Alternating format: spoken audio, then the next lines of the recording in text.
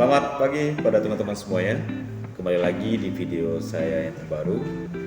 Di sini saya Ilham Setiarandi, pemula penguji kendaraan bermotor, penempatan Balai Pengelola Transportasi Daerah Wilayah 7 Provinsi Sumatera Selatan, Bangka Belitung. Dan penempatan di Satuan Pelayanan Terminal TPA Alang-Alang Lebar, Kota Palembang. Baiklah, di sini saya akan menjelaskan tentang apa itu penguji kendaraan bermotor. Di sini saya akan menjelaskan semuanya, yaitu tentang ada pengujian, uji berkala, dan kompetensi. Dan nanti ada juga bagaimana tahapan ramceknya. Ya, langsung saja ke topik materi kita. Baiklah, saya akan langsung masuk ke materi uji kendaraan bermotor.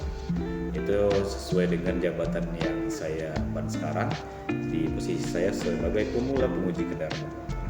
Baiklah, saya akan menjelaskan terlebih dahulu apa itu penguji kendaraan bermotor.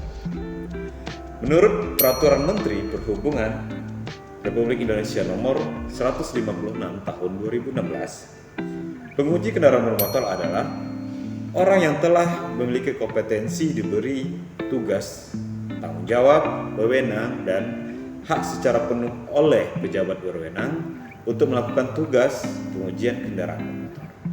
Baik, di situ sudah dijelaskan adalah penguji. Penguji itu adalah orang yang telah diberi wewenang oleh pejabat yang berwenang untuk melakukan pengujian kendaraan bermotor. Jadi, kalau pengujian kendaraan bermotor adalah serangkaian kegiatan menguji atau memeriksa bagian atau komponen kendaraan bermotor, kereta gandengan, kereta tempelan, dan kendaraan bermotor khusus dalam rangka pemenuhan terhadap persyaratan teknis dan laik jalan. Jadi tolong dibedakan teman-teman antara penguji dan pengujian. Penguji itu adalah orangnya, pengujian adalah pekerjaannya atau kegiatan yang dilakukannya. Uji berkala adalah pengujian kendaraan bermotor yang dilakukan secara berkala terhadap setiap kendaraan bermotor, kereta gandengan, kereta tempelan yang dioperasikan di jalan. Itulah adalah uji berkala yang dilakukan dengan waktu tertentu, dengan batas waktu tertentu. Dan selanjutnya adalah kompetensi penguji berkala kendaraan bermotor. Itu adalah jenjang keterampilan atau keahlian diperoleh melalui pendidikan dan pelatihan yang ada. Diperoleh penguji kendaraan motor diselenggarakan oleh lembaga-lembaga pendidikan atau pelatihan yang ditunjukkan oleh menteri atau dan dibuktikan dengan sertifikat kompetensi atau dan tanda kualifikasi teknis penguji kendaraan bermotor. Selanjutnya kita akan memasuki kriteria penguji kendaraan bermotor. Di sini kriterianya adalah penguji itu adalah orang yang harus mempunyai kompetensi, yang mempunyai kemampuan untuk melakukan pengujian kendaraan tersebut. Dan kedua, penguji bisa dilakukan oleh pegawai ASN dan non-ASN. Tidak harus pegawai negeri sipil juga, tapi juga melalui ASN dan non-ASN juga. Dan ketiga, penguji yang telah memiliki kompetensi dan status sebagai PNS dapat diangkat menjadi pejabat fungsional tertentu. Selanjutnya, dalam melaksanakan tugas, setiap penguji kendaraan motor harus menggunakan seragam dan atribut yang telah disesuaikan dengan ketentuan yang berlaku. Kedua, mengenakan tanda kualifikasi teknis penguji. Melakukan pengujian sesuai dengan kompetensinya juga. Oke, selanjutnya kita akan masuk ke dalam jenjang tingkat penguji kendaraan bermotor. Di penguji kendaraan bermotor itu ada beberapa tingkat. Ya, lebih pastinya 8 tingkat penguji. Yang pertama adalah pembantu penguji, yang kedua penguji pemula, ketiga penguji tingkat 1, keempat penguji tingkat 2, 5 penguji tingkat 3, 6 penguji tingkat 4, 7 penguji tingkat 5, 8 master penguji. Masing-masing tingkat penguji ini, tingkat jenjang penguji ini mempunyai pekerjaan atau tugas dan wewenangnya masing-masing. Dari yang pertama itu adalah pembantu penguji. Pembantu penguji ini lebih banyak seperti kayak administrasi penguji. Itu kayak melakukan verifikasi atau validasi persyaratan, administrasi uji berkala dan perpanjangan masa berlaku, melakukan input data pengujian berkala. 3. Melakukan penetapan pelaksanaan pengujian berkala panjang masa berlaku uji dan atau menyerahkan kendaraan kepada pemilik kendaraan.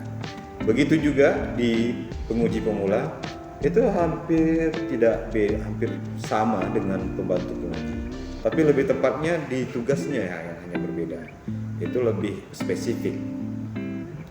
Dan di penguji tingkat 1 itu wewenangnya adalah melakukan pengesahan hasil uji berkala mobil penumpang umum. Lebih tepatnya dia yang lebih untuk melakukan pengesahan yang ada dilakukan.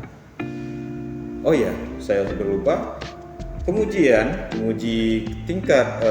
kendaraan bermotor ini bisa dilakukan di terminal dan juga bisa dilakukan juga di kantor dinas perhubungan.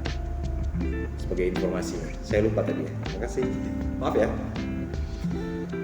Oke, selanjutnya ada dari tadi penguji tingkat 1, selanjutnya adalah penguji tingkat 2. Wewenangnya adalah melakukan analisis hasil pemeriksaan dan pengujian mobil barang tunggal selain mobil tangki.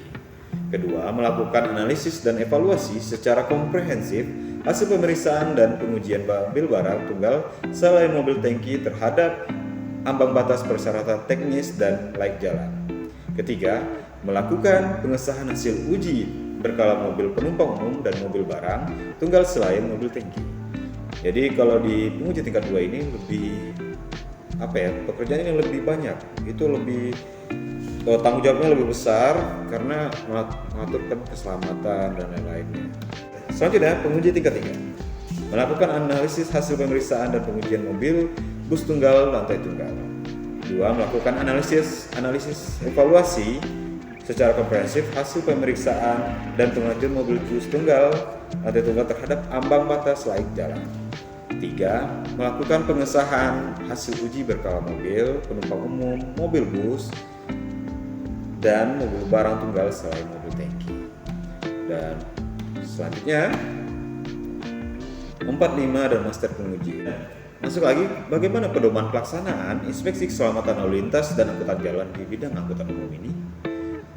Baiklah, kita akan membahas dari Peraturan Direktur Jenderal Perhubungan Darat nomor SK.523/AJ.402/DRJ/2015 tentang pedoman pelaksanaan inspeksi keselamatan lalu lintas dan angkutan jalan bidang angkutan umum. Hal-hal yang diuji atau dicek atau dilakukan pemeriksaan itu adalah tergabung dari unsur teknis dan kedua unsur hukum dan unsur kesehatan. Yang pertama adalah unsur utama. Unsur utama yang akan dicek dari kendaraan itu adalah unsur penerangan, rem, pembersih kaca, keadaan roda, mesin, pendingin, dan keselamatan seperti belt, sabu, dan lain-lainnya. Dalam tugasnya, petugas penguji itu akan melaksanakan pemeriksaan secara berkala melakukan dalam suatu perbulanan. Kalau petugas yang di terminal itu lebih melakukan cek secara di lapangan, seperti langsung menguji rem di dalam terminal dan melakukan seperti yang lain-lainnya. Oke, tahap pertamanya itu adalah tahapan persiapan administrasi. Di situ kita akan meminta data-data dari kendaraan tersebut seperti surat KP, surat uji KIR, surat izin trayek, SIM, STNK, dan lain-lainnya. Ya, terima kasih kepada teman-teman semuanya, dan itu tadi adalah saya sudah menjelaskan apa itu tentang penguji kendaraan motor, apa itu pengujian dan uji berkala dan kompetensi. Baik, kalau untuk proses ramceknya, proses pemeriksaan kendaraan dan lain-lainnya itu ada di video teman saya, Julastri Atmaja. Dia di penempatan di Terminal TPA Karyajaya Kota Palembang. Dia telah pembuatan video apakah itu ramcek itu, bagaimana dia melakukannya, prosesnya, dan lain-lainnya. Ya, mungkin itu saja video saya saat ini. Ya, kalau ada salahnya, mungkin banyak salahnya, saya mohon maaf. Mudah-mudahan dari video ini banyak dapat pembelajaran juga bagi teman-teman semuanya. Saya ucapkan terima kasih banyak. Assalamualaikum warahmatullahi wabarakatuh. Dah. Bye.